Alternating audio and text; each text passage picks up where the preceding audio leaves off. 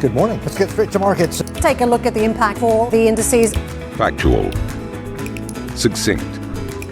All you need to know before your trading day starts. Subscribe to our newsletter, CNBC's Daily Open.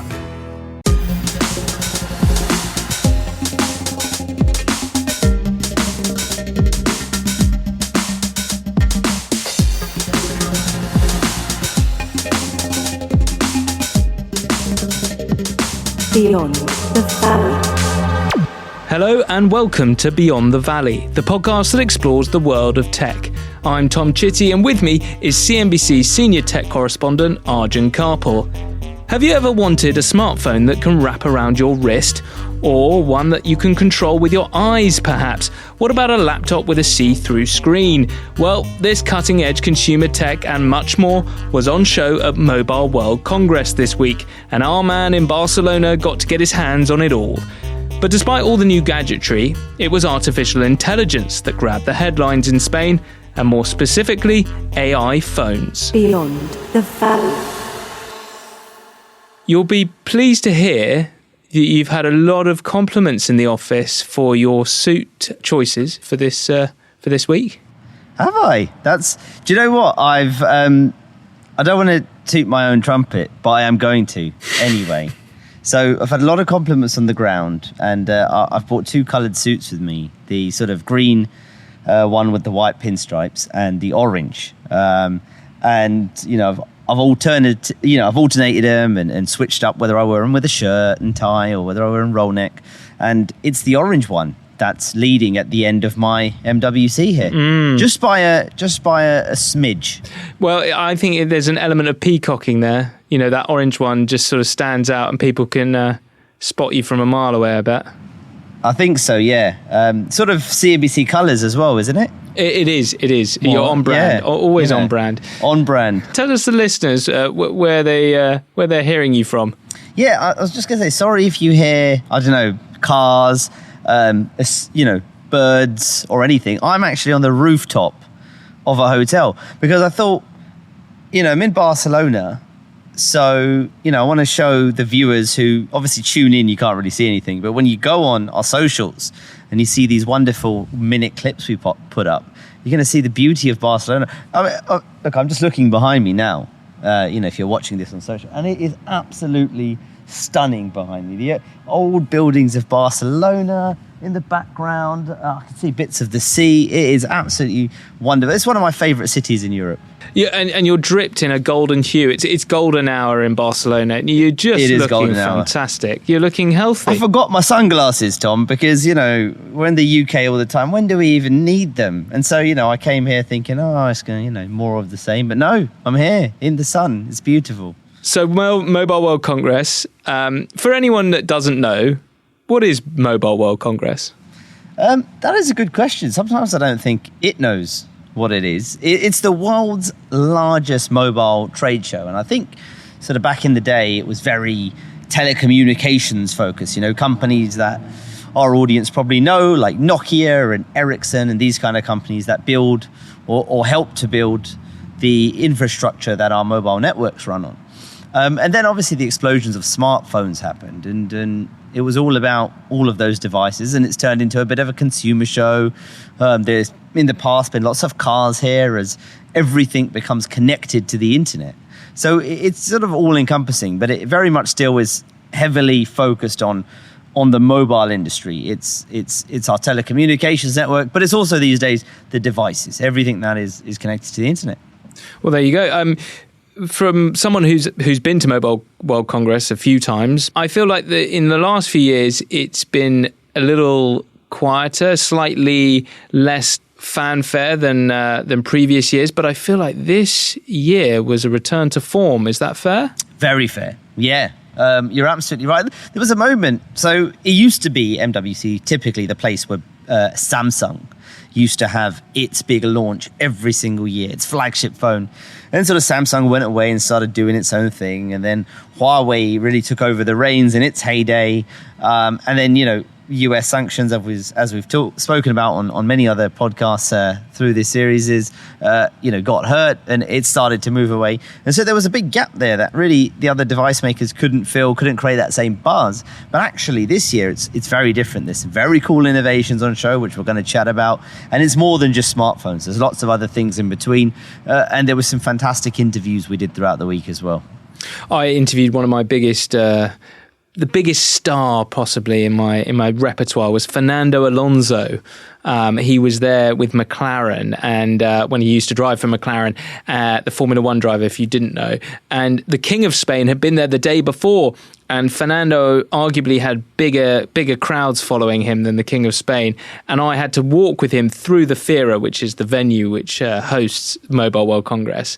And there were crowds, and for a split second, I knew what it felt like to be Harry Styles. Wow. Well, they were there for you, Tom. They were there for you. That's up for and debate. That's why there were no celebs this year. That's because you weren't here. They knew you weren't coming. We had gone to do an interview at one of the hotels, and as we left, there was a massive crowd that had gathered outside. Paparazzi and fans of whatever. And then, me and my colleagues walked out the door. They saw that you weren't there, and they just dispersed. Well, no, can't blame them. Yeah, so big disappointment. Well, we've got lots to talk about beyond celebrities, and we'll get into that in a minute. But let's first find out what Arjun's stat of the week is. The stat of the week this week is 22 million. All right, just to remind our listeners that if you have any questions on what we've discussed this week or past episodes, then email beyondthevalley@cnbc.com. Before we get back to our main story, later in the episode, we'll also be discussing Apple's reported decision to scrap plans to build an electric car. But for now, Arjun, with the big smartphone players talking up AI phones at MWC this year, is this the boost that the stagnating smartphone industry has needed? I don't know if it is, Tom. I don't know if it is because, what is an AI phone, for starters? And I think the general population, the general consumer, doesn't care whether the phone has AI or not. What they care about is what the phone does. And I think that is a big... And, we're going to dig into exactly what an AI phone is. But I think, when you're purchasing a phone, I don't think you're going... To look at one and say, oh, you know what, this has AI, I'm definitely going to buy this. I think it's more about the features. And I think one company so far that has done that well is Samsung. When they launched the S24 earlier this year, they discussed how you could do things like circle to search. You may have something open on Instagram or elsewhere, and you could just use your finger or whatever to circle that image, and it will immediately search for it on the web. Now, that is a tool, a feature driven and underpinned by artificial intelligence. And while Samsung is using AI in some of its marketing speak, what it's trying to do is show users these new experiences. And that's not the same for every company. Apple is usually very, very good at doing this, and I suspect when it brings out its next iPhone, it's going to be talking a lot about the features and the capabilities and tools that you could use, rather than saying this is an AI phone. Whether it's a shot in the arm for the stagnating and under pressure industry, I don't know. I think phones are still expensive, people are holding them for longer, and those structural issues still remain. But there seems still a little bit of excitement within the industry. Okay, maybe not amongst the everyday consumer, but the industry seems excited. This is something new, something innovative that we can push our consumers to want to buy, to have. Are they in a little bit of an echo chamber there? They love it. They love a new technology buzzword. That's for sure, and that's really what we're getting at the moment. I think it's helpful when we start talking about what is an AI phone. I mean, we need that fundamental basis to start with, because it's different to every manufacturer. What they mean by this, an AI infused phone, etc. From the analysts I've spoken to, there's a couple of generally agreed principles of what will define an AI phone. The first one is that it's going to have a specific next generation chipset, which many of the new flagship phones coming out this year are having, often by Qualcomm. which is the massive smartphone chip maker. The second generally agreed principle is that AI phones will be phones that are able to process AI applications on the device. Now, this is different. Phones with AI are not new. We have had AI in our phones for several years. But typically, a lot of these processes around AI happen in the cloud. Let's say you're doing something with Google Assistant on an Android device. What will happen is you open up Assistant, you say a command or whatever, and that process will partly happen in a data center somewhere in the cloud, and then be brought back to your phone, downloaded, and then you get the result of that AI transaction, let's call it. On-device AI is where these artificial intelligence processes are actually processed on the device itself, whether it's a smartphone or tablet or laptop or car or could be anything. And that's a huge shift. And what the industry is saying is when we get to that pinnacle, what we will then have is one, better security because your data is not going up to the cloud and back. You'll have faster processes because it's all processed on the device. Again, there's none of that lag. And what they're also saying is this is going to unlock new experiences around the device, stuff that we haven't had before. And I think the utopia for a lot of these companies is the phone becomes your personal assistant. That's where they're looking at. But if they're not using the cloud, and I think this is one of the key points that they've explained, and that it's all on the device, then the processors and the chips required to power those devices are going to have to be pretty advanced. And do we even have those chips? Are they in existence yet? Pretty advanced, but also the other big thing here is low power consumption, right? Because you can't have this battery hungry chip that's just eating up your device's battery just to carry out these processes. They're two very complicated things. They're starting to hit the market. I mean, you're seeing them from, in particular, two companies, Qualcomm and MediaTek in particular, going this direction. I saw a lot of demos at MWC involving Qualcomm chips. We interviewed the CEO actually as part of our coverage. While I'm on that topic, Cristiano Amon, the CEO of Qualcomm, sat down with us, just bring you a quick thought from his on where he believes AI is going. We are on the cusp of an AI revolution, and to bring excitement so people want to have an AI phone. I think that's what we're betting. We're betting that there's going to create a new cycle in this industry, and you've started to see some very compelling use cases. So he's obviously very excited about the whole thing, about AI, but there's two bits of it. Yes, you can have the chips, which are coming and are hitting the market and are definitely going into smartphones this way. The second part is you need the developers to create the applications that can run on the devices. And so that's the next big step, and we're nowhere near that yet in terms of any kind of mass scale approach to that. We're starting to see it. We've seen demonstrations here and there across MWC, but this is still largely up in the cloud. So when we're talking about AI phones, I think what's going to happen this year, and from what I understand, from what I've learned this week, is we will begin to see an application here, an application there running on device. But it's still very much going to be, cloud-based AI processes. But I think one of the things you are going to see more of is these large language models, these generative AI applications begin to hit the smartphone market and applications hit the smartphone market. And I think when the industry is talking about AI features, this is the kind of stuff they're talking about. And there are plenty more AI features on phones I saw this week as well. In terms of the smartphone makers themselves, who were sort of talking up AI the most? The likes of Apple, who don't have a great presence at MWC. What do we know about them? And obviously, Huawei, I'd like to hear more about how they've been, because they've had quite a turbulent time when it comes to last few years. And their experience at MWC as well has been pretty up and down, should we say. Yeah, lots of things. Apple just, not present, as you said. I suspect we will hear more when the iPhone 16 is launched later this year. We'll hear more about what their AI efforts and what they have in store there.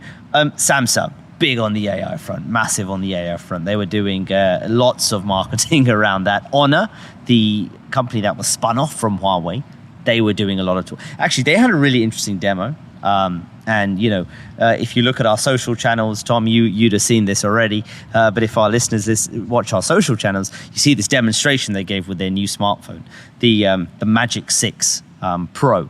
It had eye tracking. So you'd be holding your phone and a notification would pop up on the top. Now, let's imagine you're, looking at something in WhatsApp. And then a phone call comes and it pops down from the top. Now, ordinarily, you'd sort of, tap that notification, then answer the call or whatever. This one, the phone had the ability to track where your eyes were looking. And if you looked at the notification long enough, it opened the phone app. Now, that requires some pretty intensive processing, and that's what they showed off. For example, as I said with Samsung, it was about that circle to search they were talking about. But interestingly, I also had an interview today with someone very high up in their research and development division, and he was talking about how they're going to infuse AI into the device, in particular with its voice assistant called Bixby. So that's going to be an interesting process to see play out as well. In terms of Huawei, and on all of the other smartphones you're talking about, shout. Just quickly on Honor, it's a spin-off of Huawei, correct?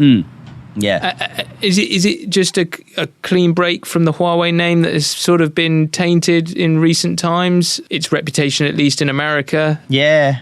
Backstory on that one, it actually got sold in 2020 from Huawei to a consortium of buyers in China, including the government of Shenzhen. And the reason they did that is because at that time, Huawei's smartphone business was being crushed by US sanctions. And Honor was basically the sub-brand of Huawei. It was like a mid-price, mid-tier brand, supposed to be, cool and trendy and funky. And so to save that brand, Huawei sold it off so that it was no longer subject to US sanctions. And so that was in 2020. They started to get their act together in 2021, launching phones, and eventually hit the European market just recently. And so they've grown extremely quickly in China. And now they're looking to grow very quickly in Europe. They had a huge presence at MWC, massive booth. For anyone who's not ever been to MWC, it is a ginormous place. You know that, Tom. I think I walked probably 50,000 steps over my, honestly, over the last 5 days. I arrived on Saturday, a lot of steps in there. And it's huge. They had a huge presence there. And a lot of what they were doing was trying to talk up their AI game. Look, a lot of what the smartphone makers are trying to do with AI is differentiate from a crowd, a sea of very samey smartphones. But secondly, these features, they put them in their high-end devices to start with. And in an attempt to kind of show that premium segment of the market that this is where innovation is happening. That's one of the things I think that we saw this week.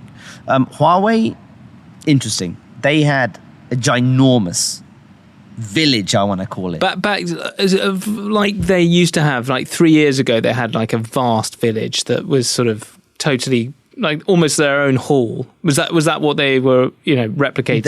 It was their own hall. It was their own hall.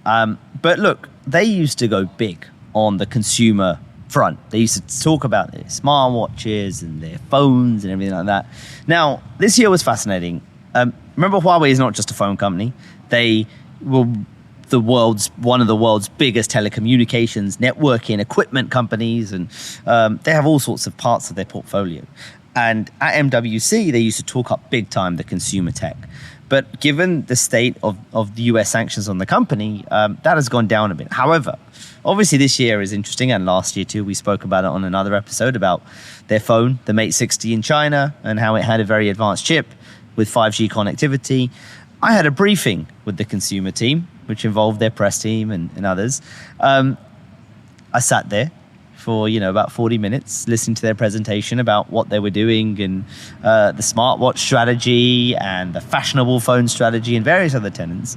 Then it came to the Q&A. So naturally, I asked about the 5G phone and the press representative said, "We've never confirmed it was a 5G phone."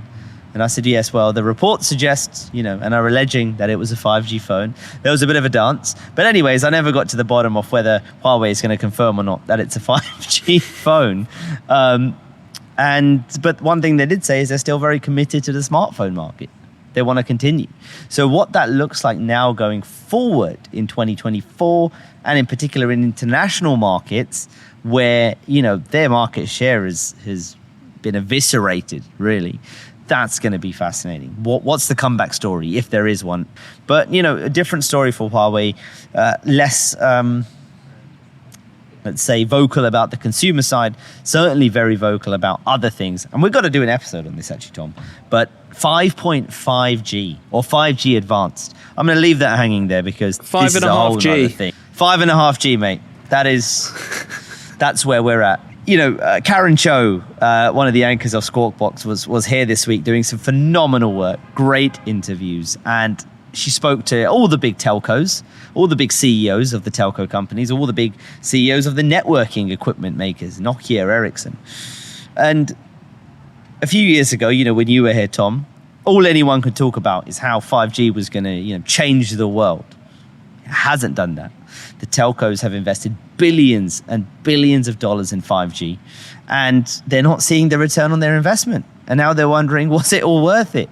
And there was a real mood on the ground here this year that, right, we hyped up 5G. I think we need to calm down. I think we need to figure out really what it is before we start talking about 5.5G and even 6G at this point. So it was a real measured mood here on the ground from the telcos, which I thought was fascinating and a complete change from the 5G will change the world hype we heard a few years ago.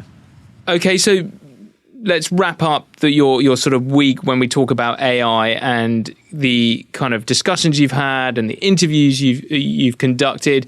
What would be your key takeaway from this week when it comes to AI? So AI phones, more advanced chips, on-device AI, but the vision, this is the vision, is the phone from the phone makers that AI will create this very personalized experience for you on your devices. If you message me, Tommy, like, shall we go for a beer at this pub, and you put the name in, I'll read that message and it will know that what I'm going to do is either reply to you there and then, maybe search on a map app where this pub is, or maybe go and make a reservation of some sort. And this is the kind of scenarios they were giving where they were saying, well, the AI, the chatbots, all of those things on our devices are going to know what you want to do next. They're going to help you. They're going to be personalized. And that's just on the phone. Now, a lot of these device makers, the electronics companies, you think of a Samsung and Honor, they have smartwatches, they have laptops, they have tablets. They're thinking that actually their operating system, their software, their AI is going to help across all those devices, use your entire world of data that you have on these devices to create an assistant that is personalized to you. It's going to be your coach, your mentor, your butler, your everything is the vision that I was being told this week, depending on who you spoke to. So that's really where they're looking to go. Ambition to me is about doing better. I think ambition creates a pathway. The best advice I can give to someone starting off a career is don't have a career, have lots of careers, try loads of different things. Talk to people and put your ambition out there. I don't feel that I've hit peak ambition because it's a learning journey. CNBC is where ambition meets opportunity. What does living ambitiously mean to you? Hear it from our CNBC anchors, reporters, and global business leaders on CNBC.com. Let's also find out about any other weird and wonderful tech that's caught your eye this week. For anyone that hasn't been on our social media, Instagram, TikTok, Arjun's been posting a bunch of interesting, incredible tech that has been showcased this week in Barcelona. Out of all of them, Arjun, let's do your top three. Oh, don't make me do this. Right, okay. So one.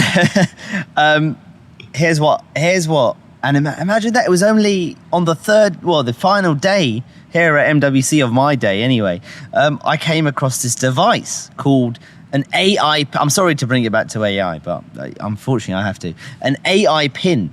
It's called an AI pin, and the company that develops it is Humane. I'd never heard of them, and they were exhibiting as part of Qualcomm stand. So this is a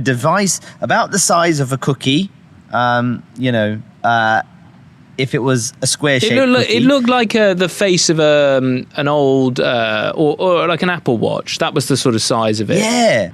Yeah, that's a much better reference because cookies, vary depending on where you go in the world. But it goes on your, on your jacket, on your jumper, whatever you're wearing, right? And you press it, and it's a voice assistant, and you can say, "Hey, what should I do in Barcelona, or what's the time?" And it will, speak to you back, and then you can follow up and say, "What's the conversion rate, of euros to whatever?" And it will tell you that information. It's got a camera built in, so you could tell it to record stuff, take pictures, and then this is the crazy bit. It's got like a laser built into it that projects stuff onto your hand, and then you can move your hand and do certain actions that actually move the menu. I don't know. It's a whole thing. It was very fascinating to watch. So you're standing there. You film this guy. You're filming him on your phone. He presents what this pin can do, and then proceeds to bring up this laser projector, and then he's basically been filming you, and then he flicks through the other video files that he's recorded through this tiny pin onto his hand. I was.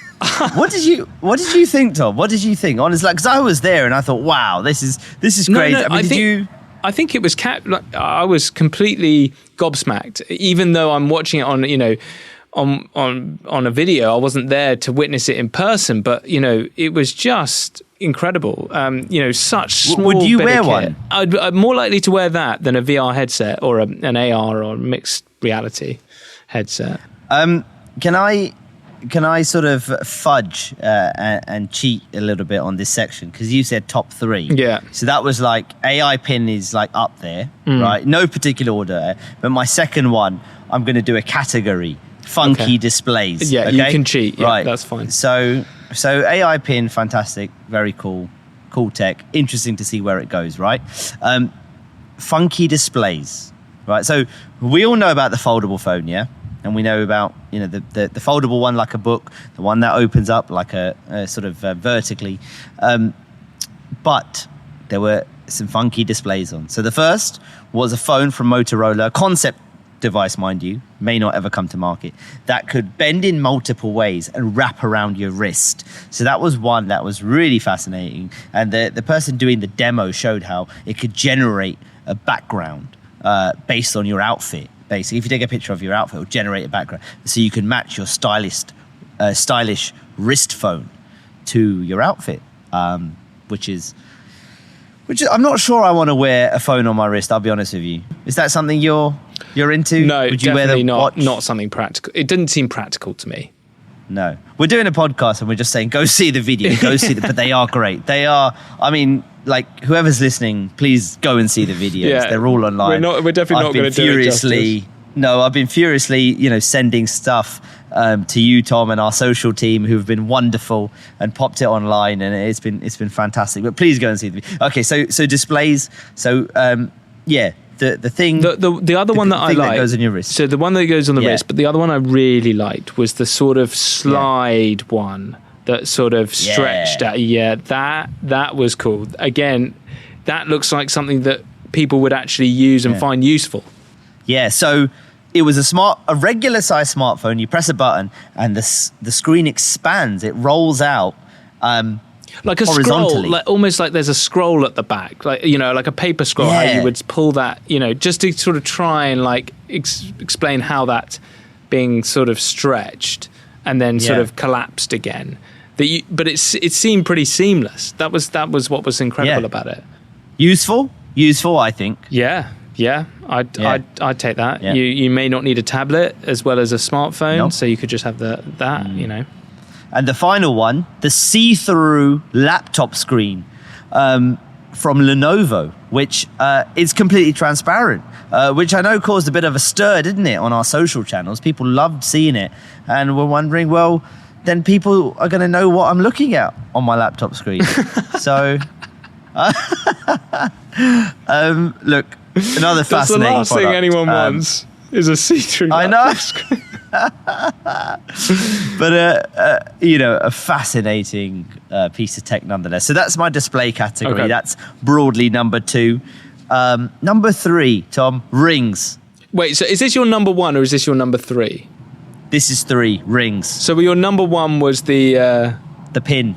Okay. Rings because I was going to put them there. So in January, at the end of Samsung's smartphone launch, they teased a new product, the first foray into the product category of smart rings. Just a picture on a screen. And I managed to see them and get my hands on one. One of the first, I think, reporters to do so, as far as I understand. So I had an interview with the Samsung's head of health, Hon Pak, and got this fascinating story. It's on CNBC.com, talking about the idea for the ring. And effectively, it's a ring with lots of sensors, heart rate, sleep detection, etc., etc. But it underlines, I think, Samsung, a couple of things. Samsung has always been, or been relatively first in a product category. It waited a while to bring out the rings. It kind of was watching what was happening in the market and then decided, right, we've got to get into this. The other thing is it underscores a huge push for Samsung into health, right? So they have their smartphones, smartwatches, which already had a lot of the sensors, and the rings. And so now they're trying to build this product portfolio of devices that can help monitor health. And then, sorry to go back to AI again, their view is that their data collection and AI is going to be able to make sense to this and recommend things in a more personal way about your health. But in a context where, Dr. Hon Pak was telling me from Samsung, is a little bit more sensitive and will actually make you do change. So if you're tired and fed up after a day, and you got no energy, your sensors that you're wearing, the ring, the watch, whatever, will know this. And it may not say, hey, why don't you go to the gym now? You've not done anything all week. What it may say is, how about you rest tonight? And then maybe tomorrow we'll see how it goes and do. I'm oversimplifying it to some extent, but that is the idea is, when someone says to you, oh, you should do this, it's like, yeah, but if you're not in the right mind frame, you're not going to do it, right? So a bit, trying to counter maybe the other smartwatches, which are a little bit more, do this and reach your goal. You've only got this bit to go, but you've got to finish it. It's a little bit, they want to take more of a softer approach. Is that fair? Yeah, absolutely right. And they want that, whatever the AI assistant they have, whatever it looks like whenever they get to that stage, they want that to be almost, he described it as your coach, as a coach. Life sort coach. Of saying to you, right, life coach, health coach. And so the ring category was great. And then in the week, who did I have an interview with? The CEO of Honor. So I said to him, and, so what about the rings then? Samsung's ring. He said, we're working on it. Big exclusive. I got big scoop during the week. Honor CEO said the company's working on its own ring. So, well done. Yeah. You just forced it out of him, did you? Forced it out of him. Just smiled and said, hey, what about that ring then? You making one? So look, that's a whole thing. It's not unusual. Device makers like Samsung, like Honor, have for a long time spoken about this word ecosystem. And that means a whole plethora of devices under the brand, which they hope users will buy and link together everything, very similar to what Apple does and it has been very successful with iPhones and Apple Watches and MacBooks, etc. A lot of these device makers are hoping for a similar goal, and they hope that actually with AI, the sort of push to get people to buy multiple of their devices will make more sense, because they can market them and say, hey, if you buy these two things together, something Samsung was saying about the ring and the smartwatch, they were saying that actually the ring and the smartwatch will work together to give you much more insight into your health than one of them alone will. Because my concern was that actually, isn't the ring just going to cannibalize sales of smartphones? And their response was that actually, no, we think that the two together is going to provide a lot of value to the consumer. So again, remains to be seen, but that's the vision, Tom. Okay, fantastic. Well, let's find out now what else is happening in the world of tech. The news that Apple is ending its electric car ambitions, with reports from Bloomberg that the tech giant is winding down its team working on developing an electric car to rival Tesla, with some employees being moved to Apple's AI division. This is a pretty significant story for Apple. Do you think it's become just too difficult and too time consuming that they want to focus on other areas like AI? Cars are hard, Tom. Cars are hard. I think that's the reality of it all. Look, Apple has obviously been researching cars for a long time. And I think one of the things they've clearly found is that, they're difficult. And I think for Tim Cook, he sees clearly more fruitfulness in two things. Artificial intelligence, as you've said, but also I think in Vision Pro, in mixed reality, in augmented reality, in that direction they're pushing in. And it's much easier probably to manufacture a headset than it is an entire car and create production lines for that, etc. But also, that EV space has become incredibly crowded right now. One of the things I saw at MWC was Xiaomi, the Chinese electronics company. They jumped and have spent billions on car development. They bought their car to Europe for the first time. It's not launched yet. It's not on sale anywhere in the world. And it's unclear if Xiaomi are going to sell it in Europe. But they bought it off to show off what they could do. But it's not an easy endeavor, I think, for Apple to sort of get into the car game. I don't think this ends Apple's involvement in the auto space. You know, if you use an iPhone and some cars have the compatibility, you can get Apple CarPlay in cars. So I think where the focus for Apple in automotive shifts to is about software in the car rather than let's do cars, let's do self-driving. But we'll see how that goes. Okay, all right. Let's finish off with stat of the week. 22 million. I haven't got one right for so long, but I'm gonna go with the. Can I add shall I say 22 million units? Okay, maybe that helps. Well, it won't change my answer, but the number of smartphones sold in 2023. No, you're on the right track though. It's the number of foldable smartphones that are projected to be sold in 2024, according to Counterpoint Research. Just because we were talking about bendy screens. Yes, yeah. We're talking about a lot of things. I could have probably come up with about 20 different answers for that. We might have to adapt stat of the week because I am failing at it terribly at the moment. And I don't want to be looked. I don't want to look bad. Let's have a rethink.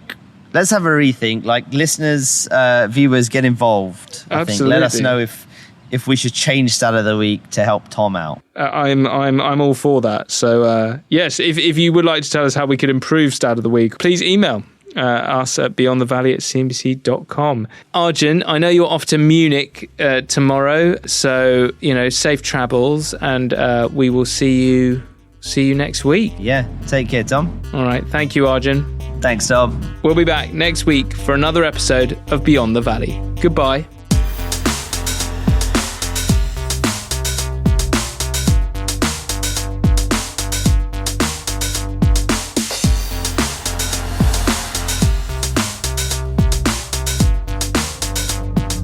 Beyond the Valley.